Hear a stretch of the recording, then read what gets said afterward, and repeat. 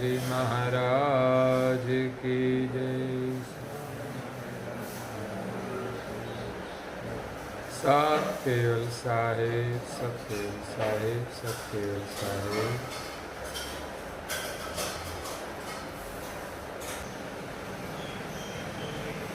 परम गुरु श्रीमद करुणा सागर रचित पंचम स्वस्व वेद यानी पंचम सूक्ष्म वेद दिव्य परम गुरु का आगमन और कर्ता की गुप्त गति दर्शावन को स्कंद पहला और चौपाई नंबर है 13वीं। ताहिते निगम निज पंचमा ईश्वर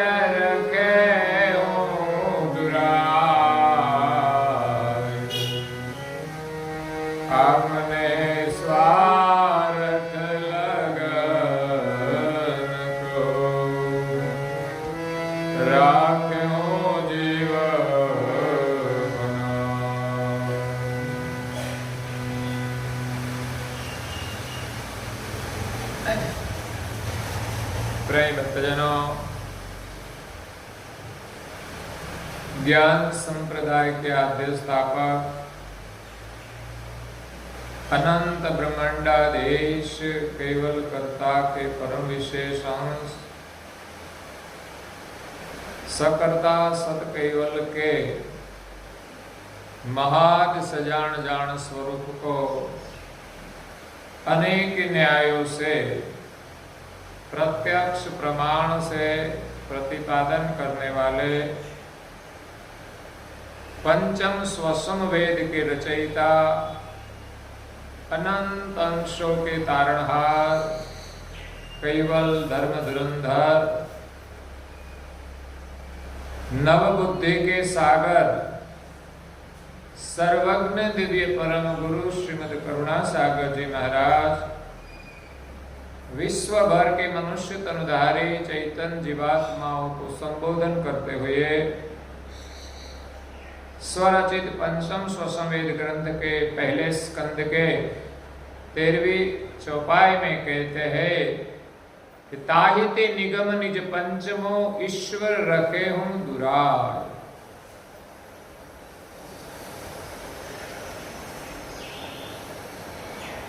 विश्वनियंता सकर्ता सत कैवल ने अपने शुद्ध संकल्प से इस सृष्टि का सृजन किया।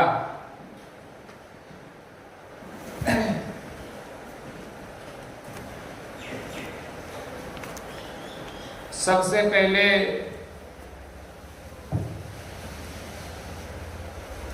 इस महाशून्य के मध्य में सर्जनहार अखंड अजर अमर अच्युत अनादि सिद्ध अक्षय दिव्य द्वग स्वरूप सोहम पद एक देशी निर्मल और अचल स्वरूप में विराजमान थे। उनका धाम इस सृष्टि की रचना की आद्य पुरातन है। ऐसे सर्जनहार को परम गुरु जी अपने अंतरंग से अव्यय लक्ष्य से नमस्कार करते हैं।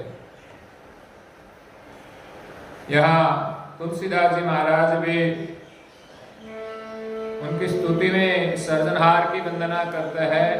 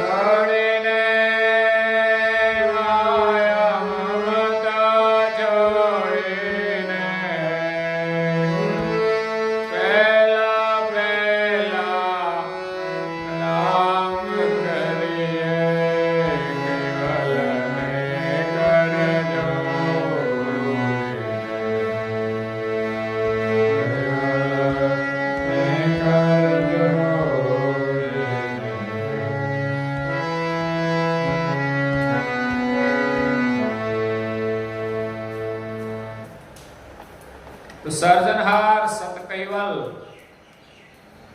श्री हरि वो एक देशी है, सर्वदेशी नहीं है, अमापक है, वो मापक या व्यापक नहीं है। ऐसे एक देशी परम उत्कृष्ट अलौकिक स्वरूप है।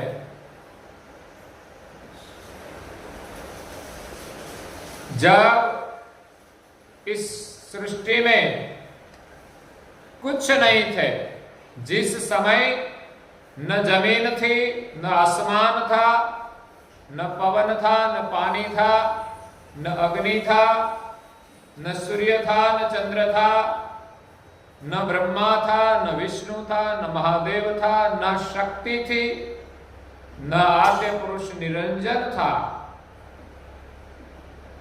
कोई नहीं था। तब कोई अंश भी नहीं थे और कोई तत्व भी नहीं थे। उसी समय सर्जनहार महाशून्य के मध्य में अकेले ही थे। इस सर्जनहार को सृष्टि का सर्जन करने का संकल्प भी नहीं था। तब वो एक देशी सर्जनहार अपरंपार शून्य में विराजमान थे, अचल स्वरूप में। तब जैसे कोई समाधि में बैठे हो और समाधि में से जागृत हो, इसी प्रकार सर्जनहार अंतर्वृत्ति में लीन होकर महाशून्य के मध्य में विराजमान थे। तब सर्जनहार ने अचानक उपजन हुई। उपजन से संकल्प द्वारा विध विध प्रकार का अद्भुत एक खेल बनाया, जिसका समस्त ब्रह्मांड देव समेत सभी अंश और तत्व की रचना की, जिनका अवलोकन करें तो शायद इस रचना से हम अनुमान भी नहीं कर सकते कि सर्जनहार कैसे है, कौन है। इसीलिए तो इस प्रकृति की रचना का वर्णन करते करते वेदों ने नेति का पुकार किया है। चार वेद की गति वहां नहीं पहुंच सकती, इस सर्जनहार का वर्णन नहीं कर सकती। ऐसा सर्जनहार का लक्ष्य लेकर दिव्य परम गुरु जी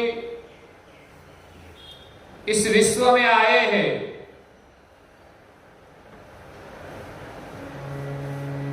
ब्रह्मा जी के जो 5 मुख है, 5वें मुख से ये पंचम वेद का उच्चारण होता था। लेकिन सृष्टि के आद्य में निरंजन की वाणी से, आकाशवाणी से शिव जी ने ब्रह्मा जी का 5वां मुख का छेदन किया, क्योंकि सृष्टि का विस्तार आगे नहीं बढ़ता था। इसलिए शिव जी ने तो सोच समझकर सही उद्देश्य से इस शिर का छेदन किया। बाद में ब्रह्मा जी इस वाणी को भूल गए, सभी देव भी भूल गए और 5वां वेद का जो ज्ञान था वो लोप हो गया। सृष्टि का सर्जनहार कौन है वो सब भूल गए। जो पावही भव भेद ये रहत नहीं को अंध। जो ये भेद सृष्टि के आद्य में सबको पता चले तो कोई अंध नहीं रहते और इस सृष्टि में आते ही नहीं। तो सर्जनहार ने जो सृष्टि बनाने का कोई उद्देश्य था कि ऐसी सृष्टि बनाई है कि सभी अंशों उनको देखकर प्रसन्न हो और इस सृष्टि में सभी अंश आनंद करें। माता पिता अपने संतान के लिए जो कुछ करते हैं बच्चों के आनंद के लिए करते हैं, लेकिन जब उनके लड़के लड़कियां उनको भूलकर स्वच्छंदी हो जाए, तब वो शायद कितना वैभव हो, लेकिन माँ बाप से जो अलग हो जाते हैं वो कभी माँ बाप का सुख नहीं पा सकते हैं। संसार के वैभव से अधिक सुख माँ बाप का सानिध्य का होता है। वो तो बालपन में पता चलता है कि माँ बाप के बिना वो रह नहीं पाते। कुछ खाना मिल जाए, कुछ खिलौना मिल जाए, लेकिन माँ बाप के बिना वो अपूर्ण है। इसी प्रकार इस संसार में सभी अंश आनंद तो करे, साथ साथ में सर्जनहार को भी याद करे। मतलब खुद को खलक रचे कि कहत सुनो सब कोई, मेरे अंश सोई मुझको लहे और आपनो आप सोई। सभी अंशों खुद को भी जाने और सृष्टि का आनंद करे, और सर्जनहार को जाने कि सृष्टि की रचना कैसी अद्भुत की है। माँ बाप बच्चे को सुख देते हैं तो माँ बाप चाहते हैं कि अपने लड़के खुद को संभाले, आनंद करे और माँ बाप को भी साथ में रखे। इसी प्रकार परिवार होता है। लेकिन कलयुग में कई कई परिवार ऐसे हो जाते हैं, माँ बाप से भी अलग हो जाते हैं। 2-3 लड़के होते भी माँ बाप अकेले रहते हैं। एक माँ बाप ने 3 लड़कों का पोषण करके बड़ा कर दिया। इस 3 लड़के मिलकर या तो इसी में से कोई लड़का माँ बाप को रख नहीं सकते। एक ऐसी द्विधा है।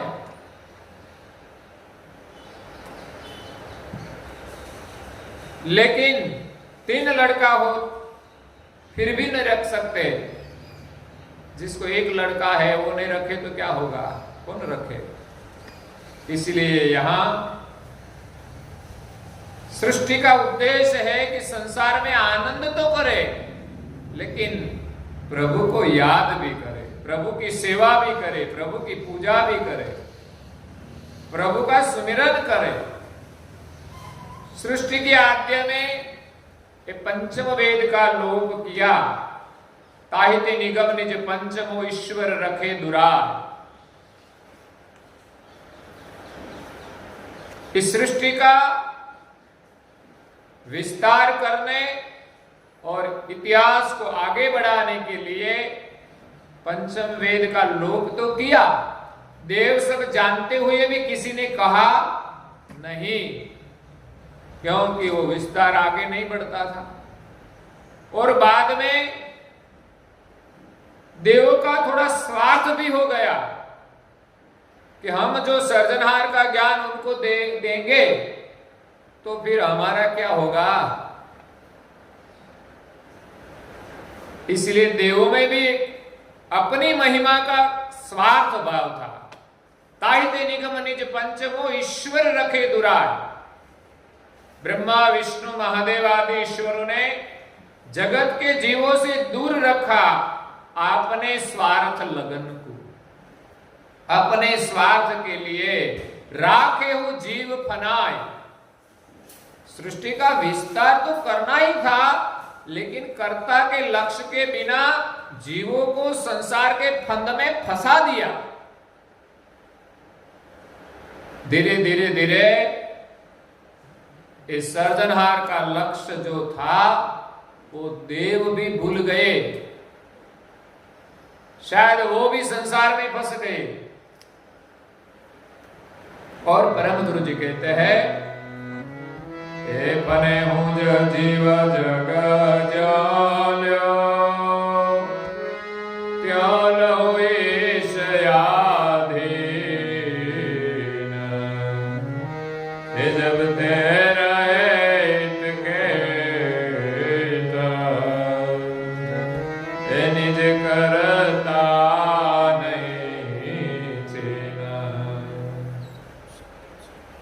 फनेहु जीव जग ज्यों ल्यो, जहां तहां सभी जीव इस संसार में फंस गए, त्यों लहु ईश आधीन।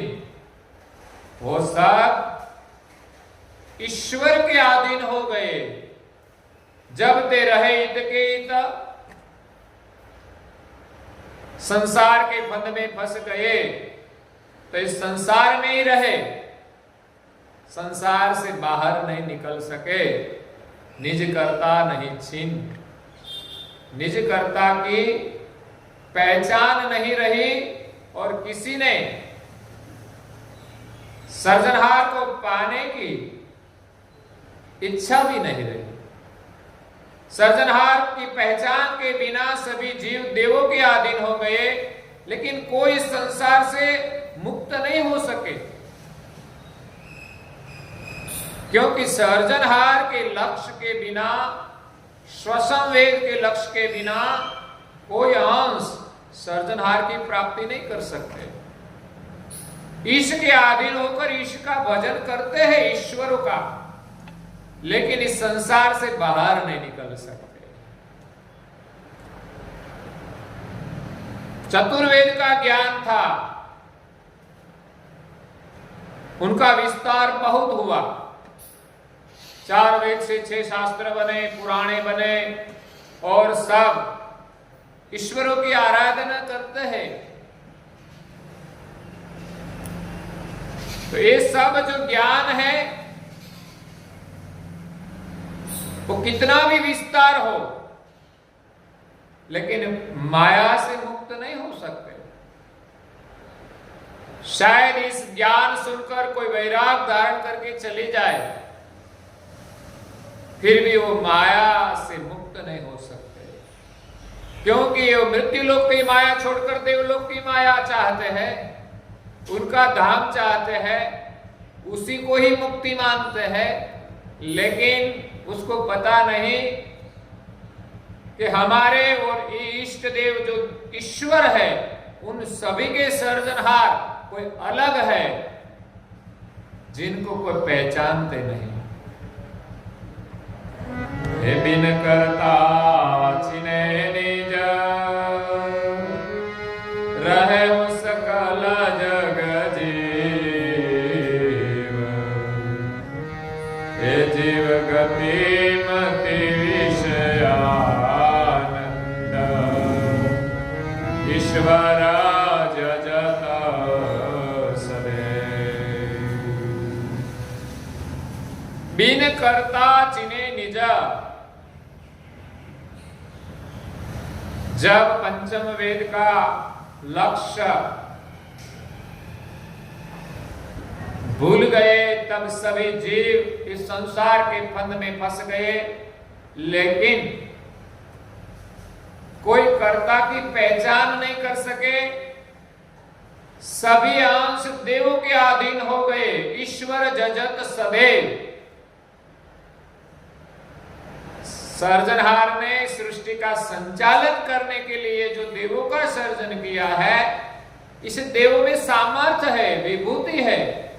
इसलिए सामान्य जीव विशेष अंशों में विभूति देखकर ऐसा मानते हैं कि यही सर्जनहार है। सर्जनहार तो एक ही है, लेकिन ऐसा मानते हैं ब्रह्मा सर्जन करते हैं, विष्णु पालन करते हैं, शिव जी संहार करते हैं। क्या ऐसा कोई सर्जनहार नहीं कि जो सब कुछ करते हैं? लेकिन इस सर्जनहार को कोई जानते नहीं कि जिनके शुद्ध संकल्प से सारी सृष्टि का सृजन हुआ है।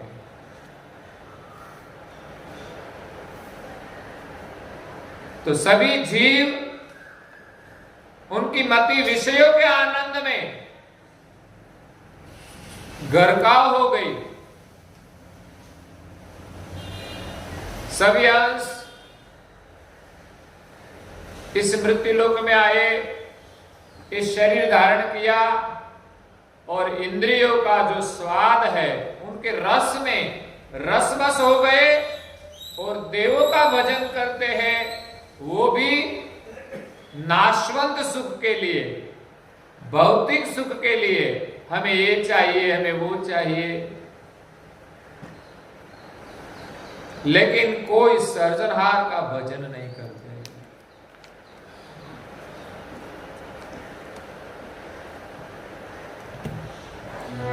हे जजतैष अंतरगत इच्छत फलयहमेव लेत देत नाटक पछे हे भूल गए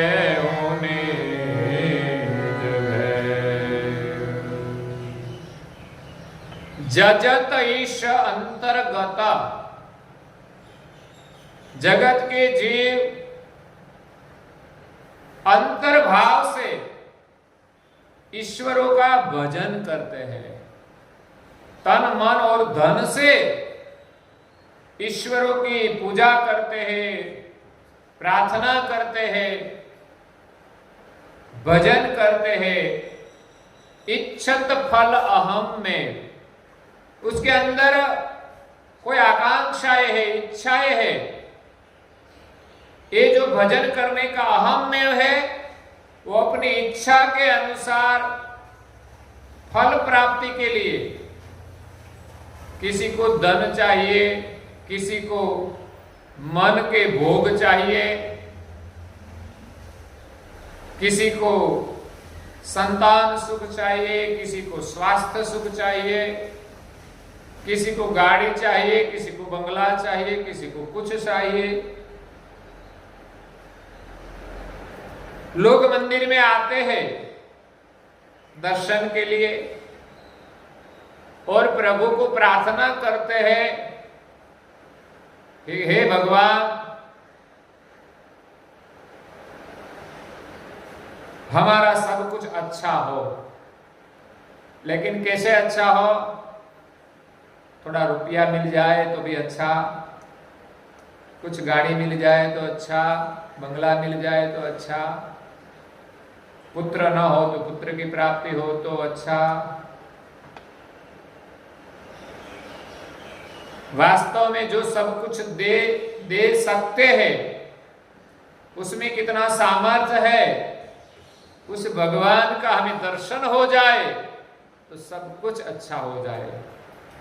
लेकिन विशेषतः ईश्वर का भजन करने वाला ईश्वर के पास अपनी इच्छा के अनुसार अपनी मनोकामना पूर्ण करने के लिए ही भजन करते हैं। और देवताएं भी लौकिक सुख प्रदान कर सकते हैं, इसीलिए लोग भिन्न भिन्न प्रकार के विधि विधान करते हैं। धार्मिक क्रिया क्यों की जाती है? शादी के पहले यज्ञ किया जाता है।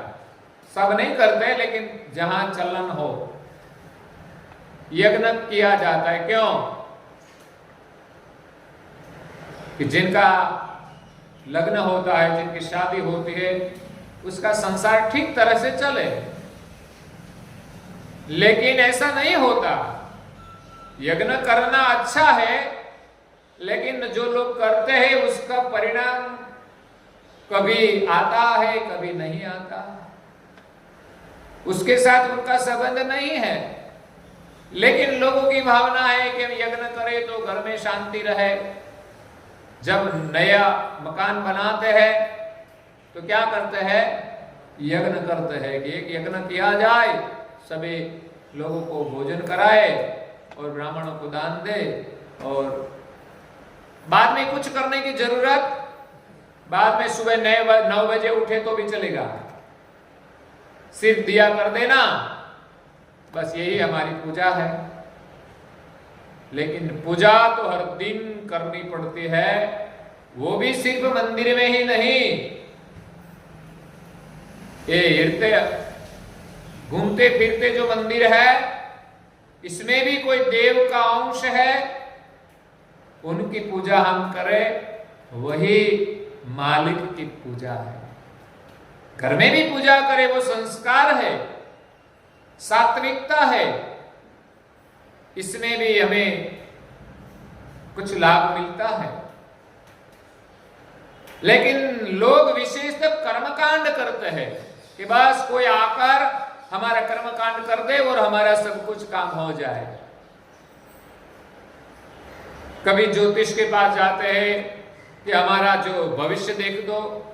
तो क्या भविष्य देखना? देखकर शायद हमें जीवन में कोई दुख आने वाला हो तो हम अभी से दुखी हो जाएंगे। दुख तो जब आएगा तब दुखी होंगे, लेकिन जब ज्योतिष के पास जाए और कह दे कि आपके जीवन में कुछ अनहोनी होने वाली है तो क्या होगा? इसीलिए ज्योतिष के पास जाकर कुछ देखने की जरूरत नहीं है। हम दुखी है तब भी उसके पास जाने की जरूरत नहीं है। हमारा दुख वो मिटाने वाला नहीं है,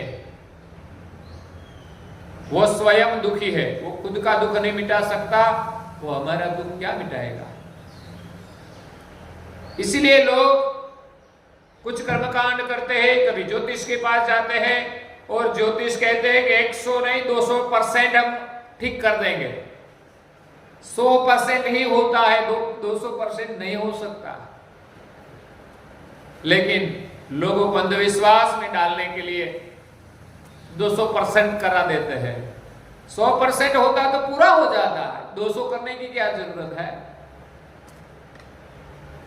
200% जो अच्छा कर दे वो तो कैसा होता है, कोई पैसा भी नहीं लेता। आप तो पैसा लेकर काम करते हैं, नहीं हुआ तो क्या फरियाद करेंगे? कोई कुछ नहीं होता। अंधविश्वास है। ऐसे तो कई तांत्रिक विद्या भी है, लोग तांत्रिकों के पास जाते हैं, लेकिन उसकी उपासना मलिन है। मलिन देवों को उसने साध्य किया है।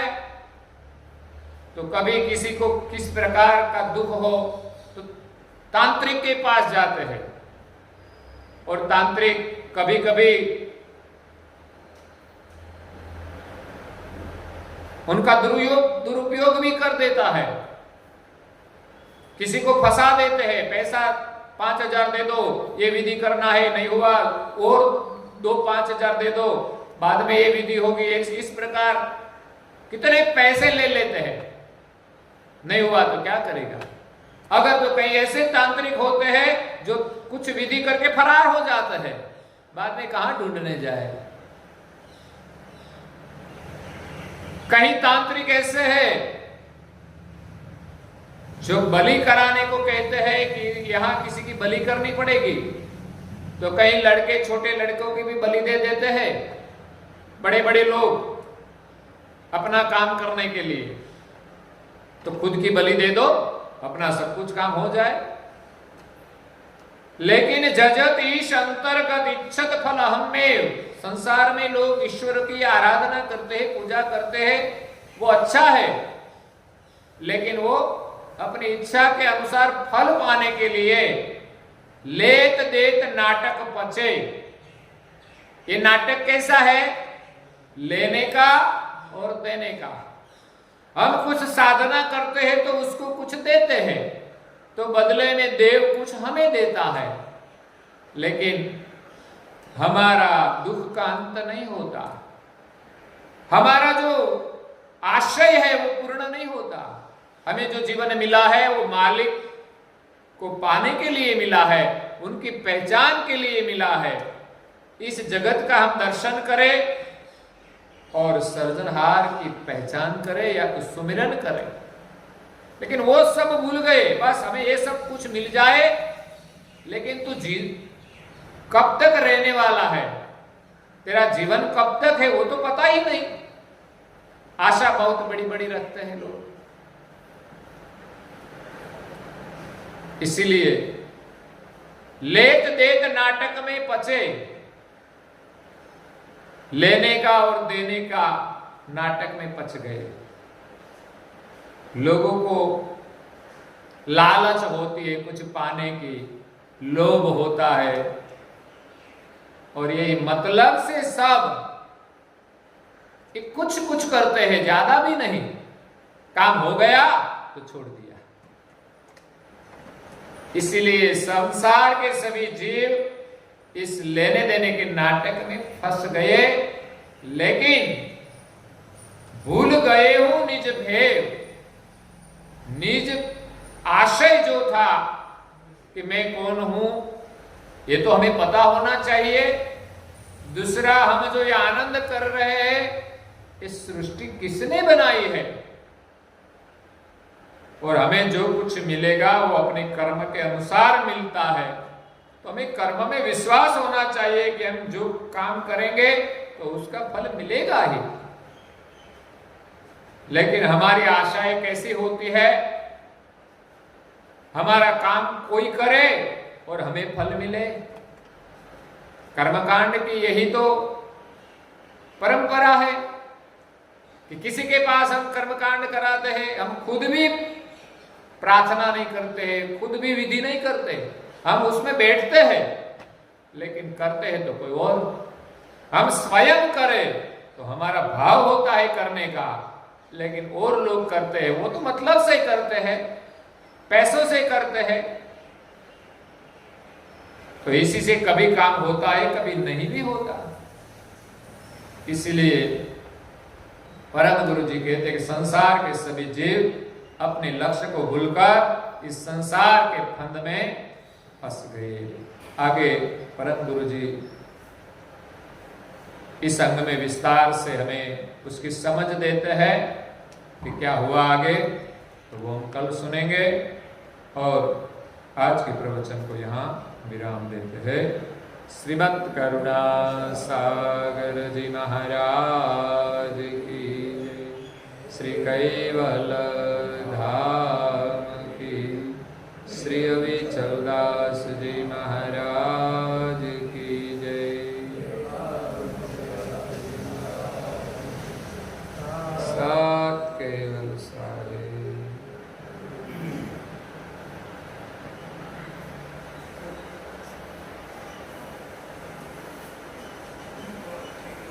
केवल हंसो सत केवल साहेब, सत केवल साहेब, सत केवल साहेब।